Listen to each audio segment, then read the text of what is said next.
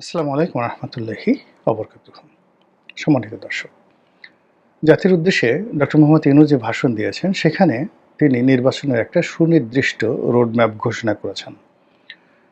২০২৬ সনের ফেব্রুয়ারি মাসের প্রথম অর্ধেক সময়ে এবং সামনে যে পবিত্র মাহে রমজান আসছে ২০২৬ সনে, এই পবিত্র মাহে রমজানের আগেই নির্বাচন অনুষ্ঠিত হবে, সম্পন্ন হবে, এভাবে ঘোষণা তিনি দিয়েছেন। এবং সেই ঘোষণা অনুযায়ী তিনি ইতিমধ্যে ইলেকশন কমিশনকে চিঠি পাঠিয়েছেন, নির্দেশনা জারি করেছেন। নির্বাচন আয়োজনের সকল ব্যবস্থা নেওয়ার জন্য তিনি প্রয়োজনীয় ব্যবস্থা গ্রহণের নির্দেশ তিনি দিয়েছেন। এখন নির্বাচন কমিশনে তোড়জোড় চলছে এবং নির্বাচন কমিশনও বলছে যে ফেব্রুয়ারি মাসের প্রথমার্ধে এবং সুনির্দিষ্টভাবে তারা ৮ তারিখে নির্বাচন অনুষ্ঠানের ব্যাপারে দৃঢ়তা প্রকাশ করেছেন এবং সেই অর্থে ঠিক ৬০ দিন আগে ডিসেম্বর মাসের ৮ তারিখে ২০২৫ সনের নির্বাচনের তফসিল ঘোষণা করা হবে বলে ইলেকশন কমিশনের পক্ষ থেকে বলা হয়েছে। সবকিছু স্বাভাবিক থাকলে আপনারা পবিত্র রমজান মাসের আগেই বাংলাদেশে একজন নতুন প্রধানমন্ত্রী দেখবেন, নতুন একটা সংসদ দেখবেন এবং নতুন একটা ভবিষ্যৎ দেখবেন। এখন বক্তব্য হলো যে যেভাবে ডক্টর মোহাম্মদ ইউনূস ঘোষণা দিয়েছেন সেভাবে কি নির্বাচন অনুষ্ঠিত হবে? তিনি কি শেষ পর্যন্ত নির্বাচন দিবেন নাকি দিবেন না? নাকি তিনি যাকে বলা হয় যদি, কিন্তু, বাট ইত্যাদি কথাবার্তা বলে নির্বাচনকে পিছিয়ে দিবেন? আমি পাক ভারত স্বাধীন হলো তার আগের ইতিহাসগুলো যতটুকু পড়েছি, তারপরে দ্বিতীয় বিশ্বযুদ্ধ পরবর্তী ব্রিটেনের রাজনীতি এবং অর্থনীতি নিয়ে যতটুকু পড়েছি, তাতে আমার কাছে মনে হয়েছে যে ব্রিটিশ সরকার ভারতের স্বাধীনতা দেওয়ার জন্য রীতিমতো পাগল হয়ে গিয়েছিল। আর ভারতের যারা নেতা, পাকিস্তানের যারা নেতৃবৃন্দ রয়েছেন, তারা চাচ্ছিলেন যে আরও কয়েক বছর পরে তারা স্বাধীনতা লাভ করবেন, কারণ তাদের কোনো মানসিক, শারীরিক, লজিস্টিক প্রস্তুতি ছিল না। ছোট পরিসরে হলেও এখন অবস্থাটা ঠিক তাই হয়েছে। ডক্টর মোহাম্মদ ইউনূস তার দল গঠনের চেষ্টা, তারপরে এই সরকারে তার যে ক্ষমতা এটাকে প্রলম্বিত করা, দীর্ঘদিন থাকার ইচ্ছা, আপনি আরও ৫ বছর থেকে যান, তিনি ৫ বছর থাকবেন, এই জিনিসগুলো এখন তার জন্য বুমেরাং হয়ে পড়েছে। তার বাস্তব প্রমাণ হলে আপনি দেখবেন যে তার চেহারা সুরতের মধ্যে এক ধরনের বিষণ্ণতা কাজ করছে। তিনি রোগাক্রান্ত হয়ে পড়েছেন। তার সেই শারীরিক যে সুস্থতা, স্বাভাবিক রাষ্ট্র ক্ষমতায় আসলে মানুষের মধ্যে একটা তেলঝোল আসে। ক্ষমতার স্বাদের কারণে আপনি দেখবেন যে অনেক মৃত পথযাত্রী মানুষ সিংহাসনে বসায় দিলে মুহূর্তের মধ্যে তরতাজা হয়ে যায়। এটাই নিয়ম। তো সেক্ষেত্রে ডক্টর মোহাম্মদ ইউনূস ক্ষমতায় বসার পরে তার চেহারা ভালো হবে, সুরত ভালো হবে, পোশাক আশাক ভালো হবে, কিন্তু সেটা হয়নি।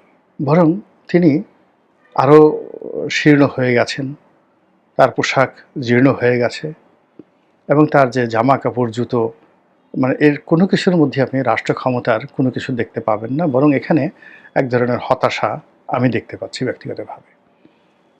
আপনি দেখেন রাজপথে যখন বেগম জিয়া এবং শেখ হাসিনা যখন আন্দোলন করেছেন, বিশেষ করে এরশাদ জমানাতে, আপনি দুজনেরই পোশাক আশাক দেখেন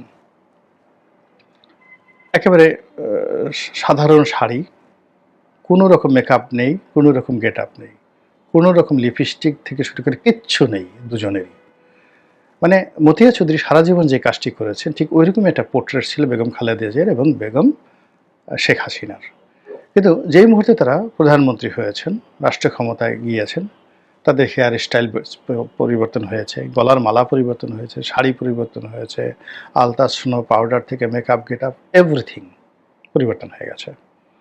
আবার ধরুন বেগম জিয়া দেখেন কত অসুস্থ, কিন্তু এই শেখ হাসিনার পতনের পরে আপনি দেখুন তিনি আবার ঘুরে দাঁড়িয়েছেন, তার চেহারা সুন্দর হয়ে গেছে, তিনি কথা বলছেন, তিনি আবার স্বপ্ন দেখছেন, তাকে নিয়ে দল স্বপ্ন দেখছেন। এটা হলো রাজনীতির একটা স্বাভাবিক প্রক্রিয়া। তো সেই দিক থেকে ডক্টর মোহাম্মদ ইউনূস রাষ্ট্র ক্ষমতায় বসার পরে প্রথম কিছুদিন বেশ উজ্জীবিত ছিলেন, বিশেষ করে একেবারে তিনি যখন সিঙ্গাপুরে গেলেন, তিনি যখন মানে কাতারে গেলেন, তারপরে জাতিসংঘের বিশেষ করে জাতিসংঘের অধিবেশনে গেলেন, তখন অসাধারণ প্রাণবন্ত ছিলেন আমেরিকার তার ভ্রমণটা। কিন্তু ধীরে ধীরে ম্রিয়মাণ হতে হতে এখন তিনি এমন একটা জায়গাতে আসছেন, আমার সিক্স সেন্স বলছে যে তিনি পূবের চাঁদ পশ্চিমে উঠে গেলেও তিনি এই জায়গাতে ফিল করছেন না। তিনি চলে যেতে চান এবং যাবেনই, তিনি যাবেনই।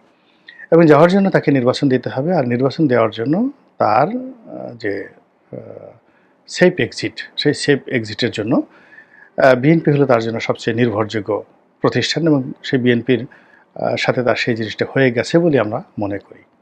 ফলে তিনি নির্বাচন দেবেন, সেই নির্বাচনে কে আসলো না গেল, কি ভোট হলো না হলো, ডাজ নট ম্যাটার, তিনি এখান থেকে চলে যাবেন, এতে কোনো রকম সন্দেহ নেই।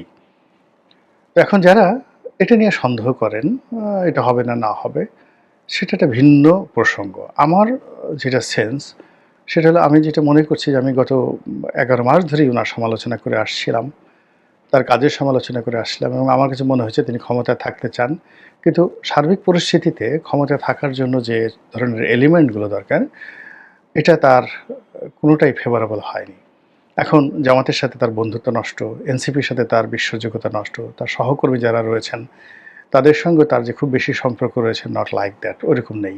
যে যার মতো যার অবস্থান থেকে এই বাকি যে সময়টি, নির্বাচনের আগে যে সময়টি, এটি যত দ্রুত শান্তিপূর্ণভাবে শেষ করা যায় সেটা নিয়ে যার যার মতো সবাই ব্যাগ গুছাচ্ছেন। তো কাজেই দেশ নির্বাচনের দিকে এগোচ্ছে। যারা এই নির্বাচন গ্রহণ করতে পারবেন তারা এক ধরনের হিসাব করবেন, আর যারা এই নির্বাচনে অংশগ্রহণ করবেন না, নির্বাচন প্রতিহত করবেন, তারা তাদের মতো চেষ্টা চালাবেন। এখন কোন পক্ষ জয়ী হবে সেটা বলা যাচ্ছে না, তবে এটা শিওর, একেবারে শতভাগ শিওর যে এই নির্বাচন বানচালের জন্য ইলেকশন মানে ডক্টর মোহাম্মদ ইউনূসের সরকারের পক্ষ থেকে বা তার নিজের পক্ষ থেকে একটা বিন্দুও নেতিবাচক কোনো কিছু হবে না।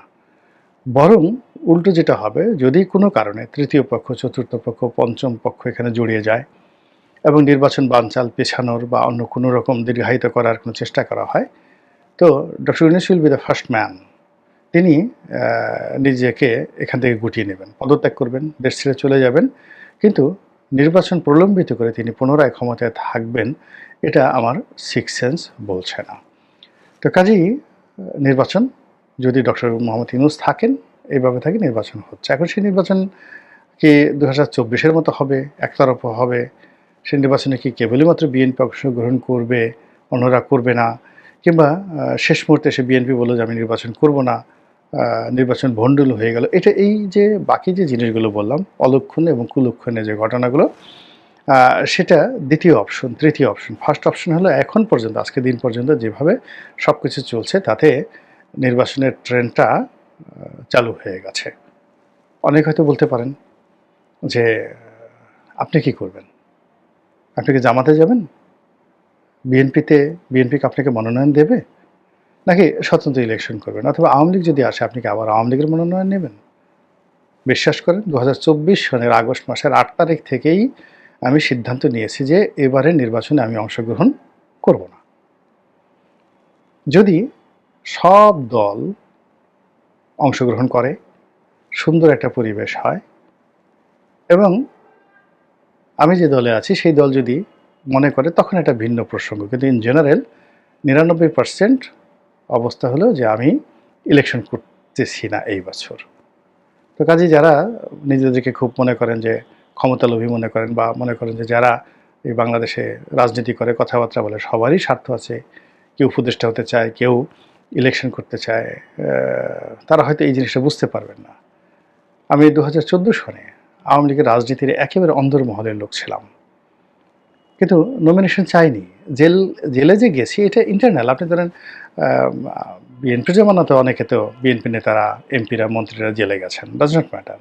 তো আমি জেলে গেছি ওটা অন্য কোনো কারণ না, এটার সাথে দলের কোনো সম্পর্ক ছিল না।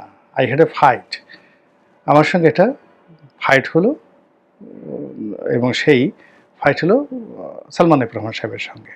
এখানে সালমান এফ রহমান সাহেব আমাকে জেলে পাঠান নাই, বা তার সে সামর্থ্য ছিল না। কিন্তু সাংবাদিকদের সাথে একটা গণ্ডগোলের কারণে টোটাল এমন একটা পরিস্থিতি তৈরি হয়ে গেল যে অ্যাক্ট অফ নেচার। তখন আমার দুটো ছিল, মানে জেলে যাওয়াটা আমার জন্য অপরিহার্য হয়ে পড়েছিল। আর জেল যদি আমাকে যাকে বলা হয় অ্যাভয়েড করতে হতো, তাহলে প্রভাবশালীদের হাতে পায়ে ধরে কান্নাকাটি করতে হতো। তা আমার কাছে মনে হয়েছে আমি জেলে যাব। আবার জেল থেকে বের হওয়ার পরে সবাই ফুলের মালা নিয়ে আমার জন্য অপেক্ষা করেছে। নির্বাচনী এলাকাতে, পার্লামেন্টে আমার সহকর্মীরা তারা ফুল নিয়ে বসে আছে, আমাকে নিয়ে প্রধানমন্ত্রী শেখ হাসিনার কাছে যাবে। আমি বললাম যে না, আমি আর রাজনীতি করব না, ইলেকশনই করলাম না। তো 2014 সনে আমার ইলেকশন না করার যে সিদ্ধান্তটা, এটা কতটা সঠিক ছিল 2024 সনে এসে আগস্ট মাসের 8 তারিখে বা 5 তারিখে আমার যারা সমালোচনা করি তারা হাড়ে হাড়ে টের পেয়েছেন। আবার এই যে আমি এখন সেই 1 বছর আগে বলছি যে আমি নির্বাচন করব না, এটা যে কত বড় সঠিক সিদ্ধান্ত, আমার বন্ধুরা যারা নির্বাচন করবেন তারা এই 6-7 মাস, নির্বাচনের 6-7 মাস বা 1 বছর পরে তারা হাড়ে হাড়ে টের পাবেন। তো কাজেই আমার এই যে কথাগুলো বলছি, এখানে আমার কোনো ব্যক্তিগত লোভ নাই, স্বার্থ নাই, ম্যালিস নাই, প্রিজুডিস নাই, কোনো কিছু নেই। তো যেটা বলছিলাম যে নির্বাচনের ট্রেন্ড উঠে গেছে। ধরেন স্বাভাবিকভাবে যদি নির্বাচন হয় তাহলে যেটা হচ্ছে সেটা হলো আওয়ামী লীগ নেই, বিএনপি এখানে অসংখ্য সিট পাবে। জামাতের যারা নেতাকর্মী রয়েছেন তারা অভিমান করতে পারবেন, কিন্তু তাদের যে সকল এলাকায় শক্তিমত্তা রয়েছে তার বাইরে গিয়ে তারা বিএনপির প্রার্থীদের সঙ্গে দাঁড়াতে পারবেন, এরকম একটা নির্বাচনী এলাকা তাদের নেই। তাদের যে জায়গাগুলো রয়েছে এটা কত হবে, 5টা-6টা বড় জোর, 2-3টা থেকে 5টা-6টা, সেই সিটে তারা লড়াই করে, মারামারি করে, কাটাকাটি করে, বিএনপির সাথে প্রতিযোগিতা করে ভোট কেটে, যেভাবে ভোটাররা না আসলেও সিলপিটে জামাতের লোক হতে পারবে।